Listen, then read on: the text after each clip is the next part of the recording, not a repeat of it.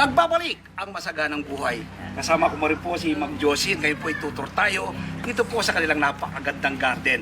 Nandito po kami ngayon sa taniman ng upo. Ma'am Josie, ang gaganda po ng tanim ng upo. Paano po ito tinatanim? Una po, ipupula ko muna So, po pinupula sila. niyo muna siya? Oo. Tapos pagka medyo 3-4 na po ang dahon. Dahon, okay? Saka ko po itatanim. So, yun ang para tandaan. Pag 3-4 yung dahon, so tatransplanta, direct Pwede. planting. Opo. Okay? Oo. So, yan, oh. Tapos, kailan po, ito po, ilang buwan na po yan? Ano po May yan, bunga na sir? to. Bali, ano lang po sir yan, nag 1 month lang po. 1 month na Kasi siya, okay, oo. 1 month yung tinanim bago po siya nagbunga. Yes. Yun po. Oo. Tapos po, ayan naka-harvest na po ako ng 2 nito. Nakadalawa na. So, ang dami pang bunga na nakausbong. Yun po, pwede na po yun. Okay, ano pong ginagamit yung pataba dyan, o fertilizer? Ayun po, yung aming ginawang compost. Compost, alright, oo. Yun po ang aking Budbud ninyo dyan. Hindi po, pinandidilig po. Pinandidilig? Opo, yan po. Okay, oo. Saka ganun din po sa kalabasa. Sa kalabasa din. Ay, Talong. Nagsisimula na po ito. Oo, Kalabasa, ano? Kailan po pwedeng ma-harvest at paano tandaan natin na pwede na siyang i-harvest? Ito mga 1 week pa po. So, 1 week pa. Pag makita mo, maganda na yung laki. Pag maganda na po yung kunya, makinis na po yung Kinis na yung kanyang kanya. balat. Ay, ito nga kasi meron po parang mga ano pa, mga ano? Balahibo na puti, no? So yung isa po, pwede na Eh, rin. yun, pwede na yun. Opo. Ganon din po ba yung Sa kalabasa? kalabasa naman po, depende po sa inyo kung gusto nyo magulang, Oo. medyo mura. Oo. Nasa iyo kung kailan mo siya pwedeng harvestin ng kalabasa. Ma'am, sa kalabasa pa lang po, yung talbos pa lang po Tapos nito. na lang ulam na. Oo, tsaka po yung kanyang flower, di ba? Oh, yan po. Di ba? Napakasarap po nun. Ito, nagsisimula na rin po mag-flower, ma'am. oh. Malapit na po sir. So, paano naman po tinatanong ng kalabasa? Ganun din po, kung paano sa upo, Hmm. ganun din po sa kalabasa, Oo. at saka sa katula. Same. Parang, oo. So, ganun din na para tandaan mo. Opo. Kapag yung naka-3 hanggang 4 na daon na siya, pwede na transplant. Pwede na po, opo. Oo, direct, Mas- mas maganda po, direct planting, ano? Opo, direct na po sa lupa. Okay, Para okay. sigurado na po mabubuo. Ayun, nakalipat ka tayo bandarian. Dito naman po kami ngayon sa taniman ng kamatis ni Ma'am Josie. Ma'am Josie, kagaganda. Ang dami na. Oh, ang daming bunga. At nakatanim lang po sa Sa itim na itim plastic na plastic. po. Ano? Opo, dyan Pang-urban talaga to. Talaga po. Paano po ito tinatanim, Ma'am Josie? Ito po ay galing nung kailan pa kami nag-seminar. Mhm. Nag-seminar po kami sa Friends Hotel. Yes. So, binili po ni Sir yan. Okay. Mga Napunla na pula. siya. Punla na, okay. Oh. Tapos nilipat ko po dito sa itim na plastic. Okay. Pinasok ko po doon sa greenhouse. Mm. So, nung nandun na po sila, may Oh. namatay na 2. Okay. Hindi nang hinayang siyempre po ako. At Yes. lalaki na yun. Oo. Tapos so, makita ko na naman yung kinabukasan na ilang araw, nanilaw yung isang. Nanilaw na naman. Nanilaw. Okay. Oo, di sa madalit salita po, Oo. namatay na 3. So, 3. nilabas ko na po sila. Nilabas mo na sila dito. Alright. Nilabas ko na po sila. Nakiusap ka na sa kanila. Sabi ko, huwag Oo. naman lahat. Dito po yung bunga. Lalapit po tayo. Tingnan niyo po yung mga bunga. Ayan Grabe, po. tingnan niyo po yung mga bunga. Yan naman Josie, po. napakataas po ngayon ang presyo ng kamatis. Oo nga po, yun nga po Umabot ng 400 per kilo to ah. Diba? Oo nga po. Pwede po palang magtanim. Ito, urban setup po Yan ito. po, opo. Okay. Ang kamatis, paano lang po natin malalaman na pwede na siyang aniin? O, halimbawa po yan. Yan. Naninilaw na po sila. Ayun! No? Dilaw, kaya po minsan red po siya. Oh, yan, Di po red, ba? oo. Oo. Yan. Maliba lang po yan. O, pwede na po Pag yan. in-harvest yan, maiinog na siya. Opo, opo. Okay, oo. Hindi po siya mahirap paalagaan ng kamatis? Merong time po talaga na mahirap. Oo. Meron naman po na siguro panahon. Panahon, no. Parang ganun Minsan po. sobrang init ng panahon, ano? Kasi po, nag-try din po ako dito. Oo. Sa plant po yan. Yes. Pagdating ng kaganyan na siya, Oo. yung dulo niya po nalitas. Dito naman po kami ngayon sa Butika sa Paso, ano? Ng garden dito po sa Kings Point. Ma'am Josie, ano nga pong alaman to? Yan po ang tinatawag nilang lagoon. Lagundi! Naku, meron na po Lagundi Zero pa. Oh, meron na po. At nung panahon po ng COVID, isa po sa nirekomenda ito ng DOH, di ba, na pwedeng gamitin. So, bukod po dyan, ito, ano naman po ito? Ito naman po ang oregano. Oregano. Naku, ano rin po ng Para DOH sa- yan ah. parang Oo. sa ubo din po yan. Oo. At saka ito po yung Onion naman. Okay, ito.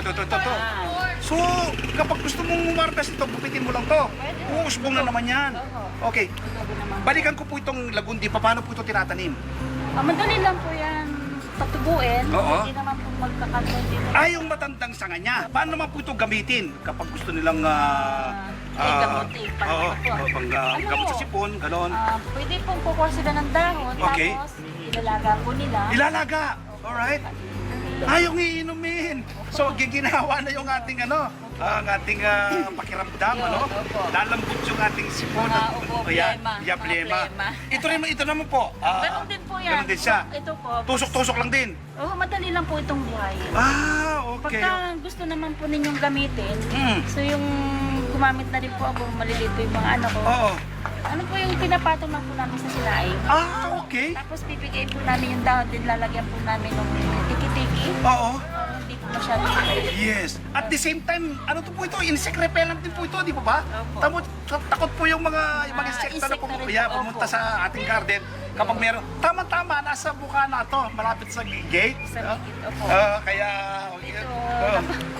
dito po namin nilagay. Yes, so, yan, ano naman po yan? Ito naman po yung, ang tawag po dito ay citronella. Citronella, naku, napakabango po nito. Oo, tingnan mo nga mga isa, ma'am. Citronella. Citronella po. Oo. Ito na lang po. So, paano naman po ito tinatanim? So ito po, para din siyang tanlad. Okay. Ngayon po, hinati-hati ko po siya yung bawat isang ganito. Oo. So itatanim ko po doon sa ganitong itim din. Oh, so kukunin mo Opo. pa isa-isa pag pagit dito. Opo, yan. Halimbawa po yan, dumami na siya. Oo. Pwede mo na po paghiwalayin sila. Okay, kukunin mo yung sa niya. Oo. Ang bango, ma'am. Ginagawa rin po yung juice. Juice. Diba, no? Ito, Refreshing, di ba? hindi pa po ako nakapag-try nito. Oo, Kaya sana hindi ba? ko po maipaliwanag. Ayun, pero napakaganda, mama. Dito naman po kami ngayon sa Peru ginger. Imported ito, Ma'am Josie. Opo, sir. Okay. Paano po pag-propagate ng imported na luya? Pag nag-ano po kami, nagtanim po kami niya, sir, ini-slice po ng yung tama lang. Oh, yung may notes siya. Opo, tapos papatubuin po ng konti Oo. para may umpisa na siya. Tapos saka po namin ilalagay sa lupa. Ito parang plant and forget lang to, Ma'am Josie, ha? Pag tinanim mo, alas hindi inaalagaan, no? Oo. Babantayan mo lang, gusto mong magdilig-dilig. Ano? Ito naman po yung... Ano na po yan? Yung pong dilaw. Luyang dilaw. Nalaglag So, na. kasama na siya. Kasawa ko na po. Oo. Tinanim dito. Okay, talaga naman. Ang ano pong difference nito do sa local variety natin? Mas malalaki po ba ang laman? Mas malaki po sila at saka mas malasa. Malasa! Important talaga. Magtanim na tayo dito. Marami na po pinapunla si sir sa amin. Okay, paano mo malalaman na may laman na siya na malalaki? Nakalitaw no ha? Opo, nakalitaw po. At saka pag ano ho, sir, pagka brown na po yung ano nila. Malalanta siya yung kanyang dahon. Isa sa palatandaan yun na malalaki na yung laman. Pwede, O kaya pwede mong tingnan muna. No, okay? Wow, sige nga, lipat nga tayo doon. Ganun po namin. Lipat tayo sa ibang mga tanim. Alright, aba. May maliit na bonsai lang na papaya. Yun nga po Bonsai na papaya pero may bunga. bunga. Oo, no? Ang liit-liit lang. Yan. Ano to? Ito po yung ano pong variety ito? Kapisado mong variety nito? Hindi ko. Pag magkaganyan malilit, alam ko yung Red Lady. Red lady, yun po. Ayun. Ang red lady po, nandun sa mga... Okay. Sige, iikutan natin. Dito naman po tayo ngayon sa tanim na sili. Ma'am Josie, ano pong kaklaseng sili to? Napakakalit mo nga, itik ka. Yan po yung tinatawag ni sir na ceiling LD. Okay, siling LD yun ang kanyang variety. Alright, paano naman po ito tinatanim? ano Grabe po, bunga. pwede po kayo mamulot dito ng mga tumutubo. Okay, yung mga natatapo na ganyan. Alright, Tapos, Ayun, nililipat ko po sa mga baso-baso. okay. Pagka malaki na at mukhay na po, pwede Yes. nyo na po ulit. Naku na, napakasarap gamitin sa Madali lang sausawan po. nito. Oo, yan. Oo. Pwede po kayo manguha ng No, ano. kapag ganito, pwede nang i-harvest yan, di ba, Ma'am Opo, Josie? pwede na po. tayong harvest? Pwede po. Sige nga, tatatry ko mamaya to. Sige Titikman natin. Sige, ayan, titikman natin. Yan, So, ito yung kinukuha, no? Okay. Grabe, isang puno lang po ito, no? Isang puno lang Isang po puno, grabe. So, kung meron ka pala ganito, buong taon, Ma'am Josie, hindi na mawawalan ng sausawan. Kaya nga. Napakasarap nito. Saka masipag nga po manguha. Masipag. Palagay ko kinakausap po rin ito. Okay. Tapos, yan po ba'y dilig-dilig ka lang dyan? Dilig-dilig din po. Oo, kapag tumubo na siya, plant and forget din siya. Ganun din po. Ayun, okay. Ayan. Marami po akong pinupulot ng mga tubo, tapos nilalagay ko po sa baso. Yes. Tubo ko po pinapalaki. Yes. Ma'am Josie, salamat po. Pero bago kayo mag-reply sa akin, binibigay ko sa iyo muling pagkakataon. Baka meron po kayong nice pasalamatan o sabihin ba na hindi ko po naitanong, ibinibigay ko po sa iyo pagkakataon. Nagpapasalamat po ako sa mga masaganang buhay at Yes. kay Sir Bert. Yes. Yan. Nahuli lang po si Sir na dumating. Yes. Papasalamat po ako sa inyong lahat. Mhm. At sa mga natutunan ko kay Sir. Yes. Yan. Yung mga naituro po niya sa akin. Mhm. So yung iba po nalilimutan na lang po ni Sir yun. Mhm. Pero natatanim po sa inyo, naibabahagi ko po sa iba. Opo. Yes po. Naku, Yan. maraming salamat po, Ma'am Josie. Thank you po. Okay. Thank you po sa inyong pagbisita sa aming luntiang gabi. Yes. Si Ma'am Josie Anthony, caretaker ng Kings Point Joy of Urban Farming. Dito po yan sa exclusive subdivision, Quezon City.